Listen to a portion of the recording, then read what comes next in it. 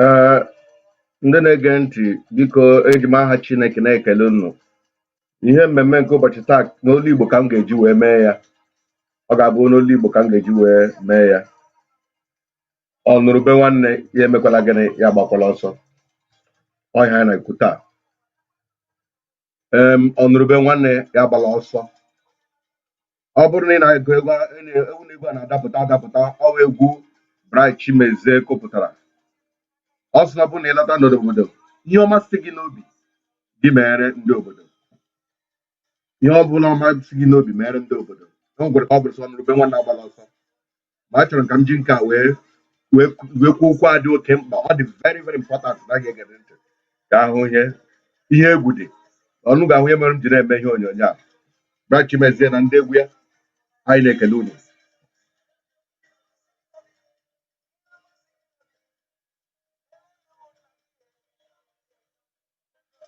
Ihe ọma si gị n'obi mere ya ụmụnna gị,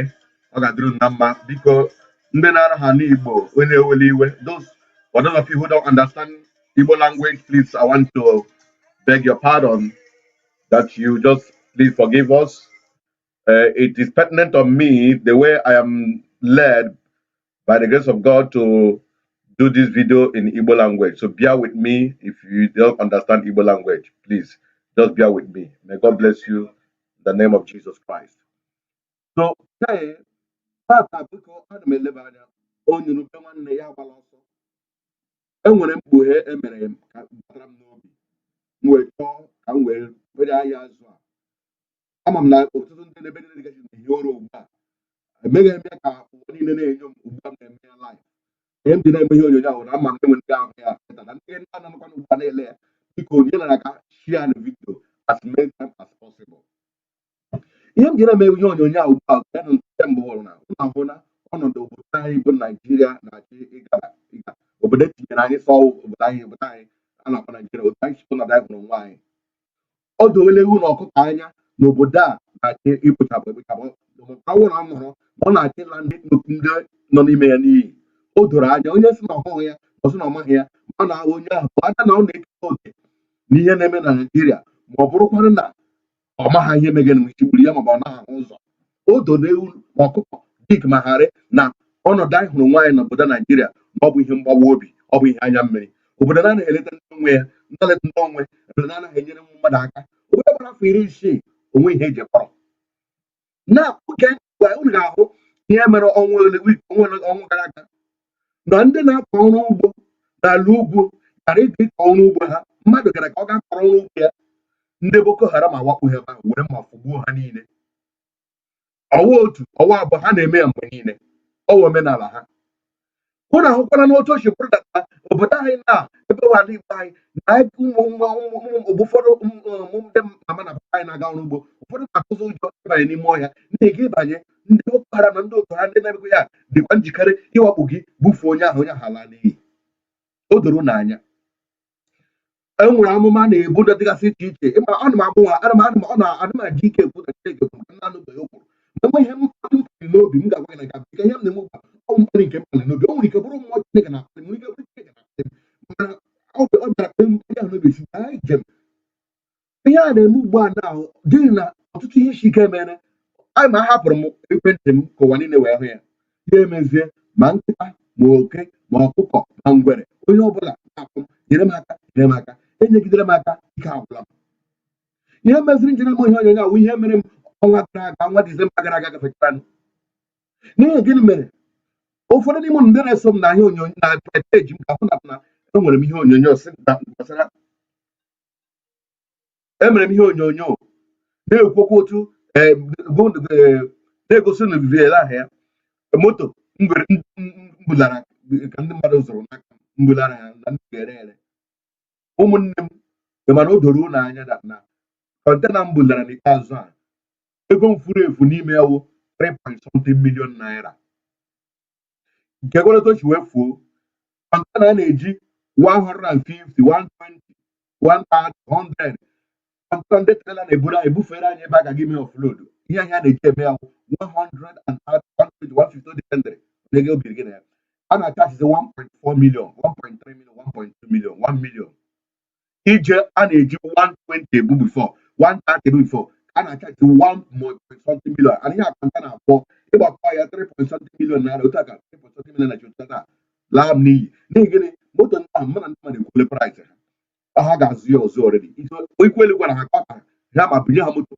otu aka otu ji wee gbaa lọs na ihe gbasara ya ihe eme ma fet ọtụtụ ndị m kwesịrị inyere aka n'oge a enwere nwa okorobịa nọ na South Africa na-ata ahụhụ ebumnobi nwere ego m kwesịrị inye ya ruo ugbu a emelibeghị m ya n'ihi aka m dara ada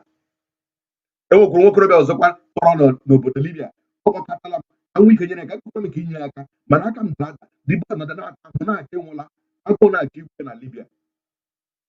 ọtụtụ ha dị iche iche bụ ndị na-arịọ mmadụ na-enwe ike arịọgide mmadụ ọ bụrụgo 3,000 anya mmiri gbara mmanya mana enweghị m ike iziga nwunye n'ihi nziga ya wuche apa na-eje a na-acha gị a ga-acha gị karịkwa ihe ga-enye nwatakịrị ahụ mmụọ Chineke wee metụ m n'obi si na ọ gaghị akọkwana mmadụ na ị ga-ebu ibu a na dịka Moses Timoti ọrụ na a na-agwa Timoti okelu m ọ na-emeso ọ na-eme ọṅara ama m ihe kpatara apa ji na-enye m nsogbu kamgbe abalị ole a biko unu anagide m ndị anaghị anụcha olu m ọfụma biko lee m unu ga-aga na YouTube ga gee ntị YouTube dị kwadịba clear ọ ka na-emekwa ọṅara ugbu a biko onye na-agọ m ihe ọ ka na-enye nsogbu olu m ọ dịtara mma ugbu a biko so dịka m na-ekwu unu ga-ega na YouTube dị very clear dịka a na-eme ka mara ndị na-egwu unu Jovika TV ya na YouTube ige ya live there ọ dị very clear there biko so ọ bụ na ịhụzie na nwokorobịa atọla dị o nwere ike na-ayọ ayọ nyere aka onwe ọtụtụ ndị mere enwere ndụ mmadụ ole mgbe nyere aka mana ọ naghị ezu enwere ya gwara Moses ọgụ ya nwoke gwara sị Moses ị ga-ebulikwana ibu a naanị gị mmụọ Chineke na-emetụ m n'obi si na ibu akwa na ọgwụ naanị gị nwa ga-ebu ya chọọ ndị gị na ha ga-enyere ibu aka aga m akpọ oku onye o metụrụ n'ebe ka ha nwee ike nye aka ọgwụkwana ịbịa kpọ sị na onye a ga-enyere ya aka achọrọ m ka a ga-eme ka fọm ihe dịka NGO a na-akpọ Onuru Ube Nwanne Foundation NGO a na-akpọ Onuru Ube Nwanne Foundation ọwụ ihe m na-ekwu okwu ya ọtụtụ ụmụ okorobịa enwere mgbe ọ na-ewute m asị na ụmụ okorobịa anyị na-eji nwanne ha eme lọta icheke ọkwa na-enweghị ego ọnọdụ Naijiria ewere ha mere ụmụnne anyị ji eme ihe a ụmụ okorobịa ahụrụ ihe pụọ ha gacha obodo dị iche iche ha na-eme ọnwa nna eme yahoo gịnị ka ha jikọrọ eme ihe ahụ n'ihi obodo ha chie n'ime pụta jọrọ njọ a na-eleta ụmụ okorobịa ụmụakịrị na-etinye aka na atụ ihe dị iche ndị akwụna na-akpa ndị agbada na-akpa ụmụnne ego dị vidiyo anya ụgba lee vidiyo anya na ihe anya mmiri a lee na onye ọbụla na-ege ya biko share na this video lee na this video anya just look at this video nwa nwanne bụ mmadụ nwụrụ na tuwu onye mmadụ nwa tuwu onye ọbụla amara onye tuwu ntu ka o si wee awa ejelide wee bụ ya wee na-ebe akwa mmadụ amara mgbe edebe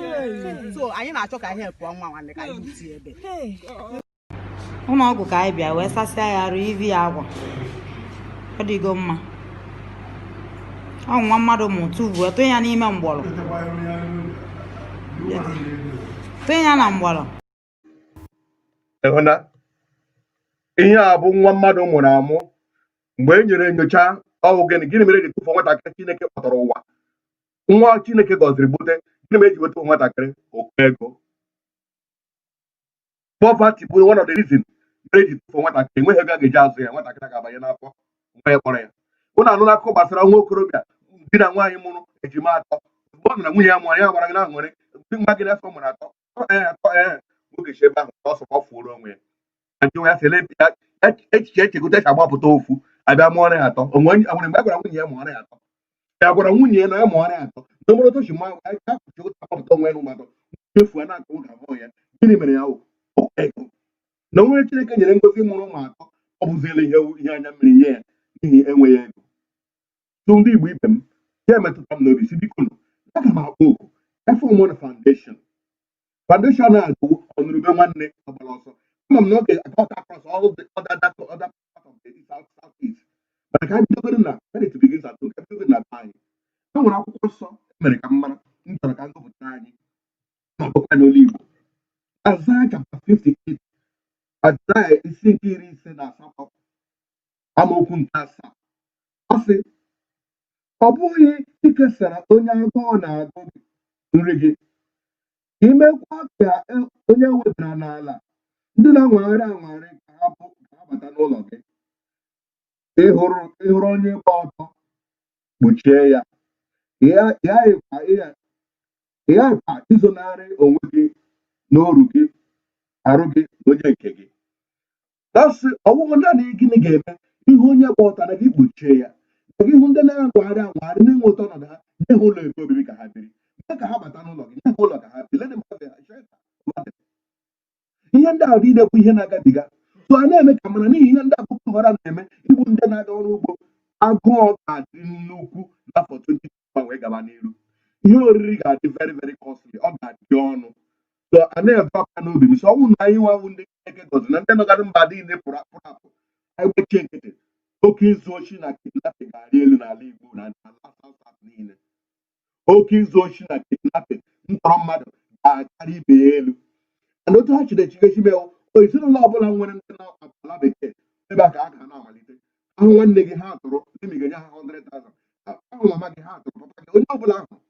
a na-atụga ahụ na ụtọ atọ ọ nwere nwe onye nwere nọ n'ụlọ abịa n'ụlọ ịrụrụ arụ ewere ụlọ ahụ tọrọ gaasị dị n'ụlọ mere ihe niile ụlọ luz kacha ya gagharị erie nri ụmụokorobịa ma ndị abewe ya aga ebune ha sọgbọ ọnwụ ihe agụụ na-ebute mgbe ụfọdụ so ma ewere akpọpụta anyị sayensị na ọnwụ ga-emekwa na ị gara enye mmadụ ihe oriri na gị chịbụ nwa onye nwere ebe a ga-ebe obibi si n'ọrụ ya ụlọ verse 7 ịgọ verse 8 ọsọ ọnwụ na gị mee ya Chineke ga-eme ihe gị wee nwụwa ọtụtụ ihe isi ike na-emere anyị mgbe inye ịmụ mmụọ onyinye ihe gị ga-enwụwara gị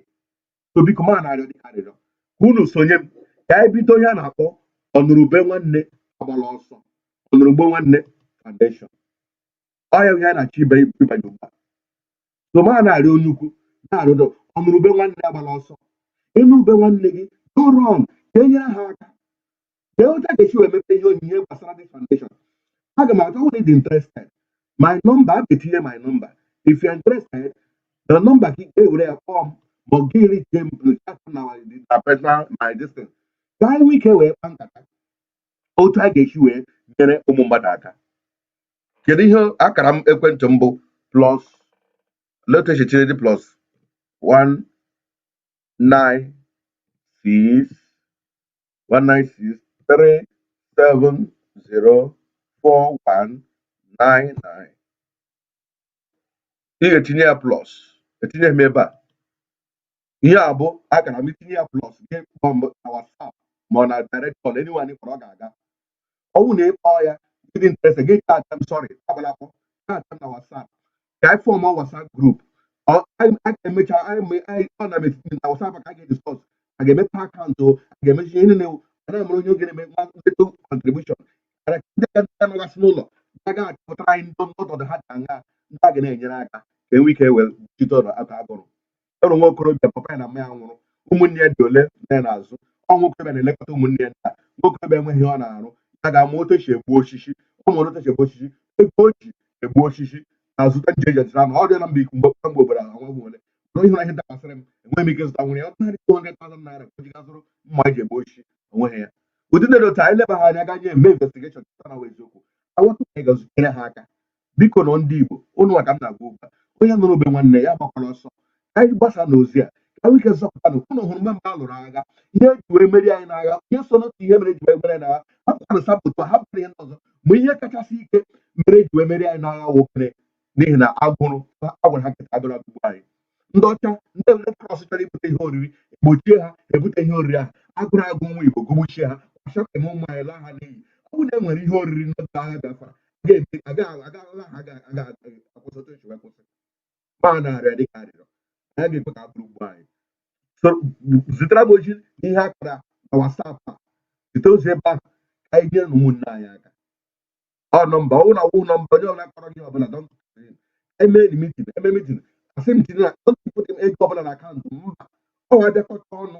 ebi atụ akaụntụ anya ga-ejiwe tinye ya na akaụntụ ma mepere akaụntụ a ga-eji na-enyere ụmụ mmadụ aka maka degana mụ na ahụ n'otu esi wee họpụta ndị nche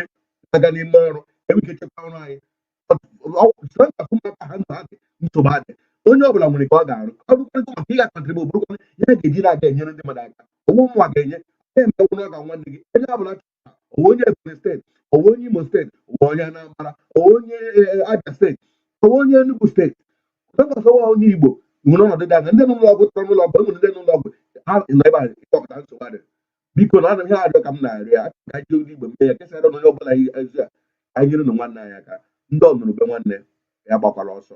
onye o metụrụ n'obi nye na aka ka anyị zọpụtara ụmụnne anyị ka ihe gbasara kidnapping izu ori nke ga-akarị ibe elu mgbe ihe isi ya bịaruwe na oke ihe ụkọ nke ihe oriri na ihe ịkpali elu nke ihe oriri ka mara na ụta ga-esi nye ndị mmadụ aka hapụta n'ụrịa m ga na-eme nke m na ntị ka mme na ụdị ofu onye anaghị egbu ofu onye anaghị eri eke ọwụ ofu onye na-eri eke ofu onye eri eke ya ekere ya n'afọ ya kwụrụ ya n'afọ soma na-arịọ dịka arịrịọ biko onye ọbụla o metụrụ n'obi ka anyị nyere na ụmụ mmadụ aka ka ha pụta na nsogbu a ụdị ụmụaka ntakịrị nna ha hụrụ na ha atọpụrụ enwere ike nwaanyị kwara enweghị ego ji eleta ha enye aka zụpụta ụmụ okorobịa na ha ejisi ike dụ ọrụ Chineke iwuru onye Igbo ịnọ n'olu m ịnụ ube nwanne ebekwala agbala ọsọ ka Chineke gọzie mmadụ niile chọpụta ihe onye na-adị ogologo unu nwere ike na lodo ya shia na ya different pages agbapụta na aka nye mamịrị ka o nwee ike wee gba ọfụfụ Chukwu gọziere m ụnụ mee ka ọ dịrị na mma ndị Igbo anyị ga-adị agha niile a na-achịbe anyị n'iru mmeri ga-abụ nke anyị ka Chukwu gọzie unu ma chebe unu n'aha nke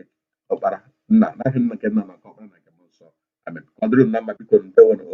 onye nụrụ ube nwanne agbakwala ọsọ ndewonu ọ bụrụ na ị naghị esonye m n'ihe ebe ihe onyonyo m ihe YouTube biko were ha sọskraịbụ na Jovika ọkwa na ị na-eso m na jisike soro ka ihe na-aga nke ọma ka Chineke na-agọzi anyị a ga-enwe na ọbụghị na-ekwu na ndị Igbo kpọrọ nwa asị agosi na kụziri nwaanyị n'anya let us love ourselves and show that love Chineke gọziere m ụnụ niile ọ ga-adịrị onye ukwu mma dịrị onye nta mma udo Chineke chara m ụnụ ihe ụnụ na-achọ ụnụ ga-achọta ya ndị ihe na-echiri ka jụọ mee ka echeta ụnụ gị ihe wedịrị na mma n'aha Jizọs Kraịst onye nwe anyị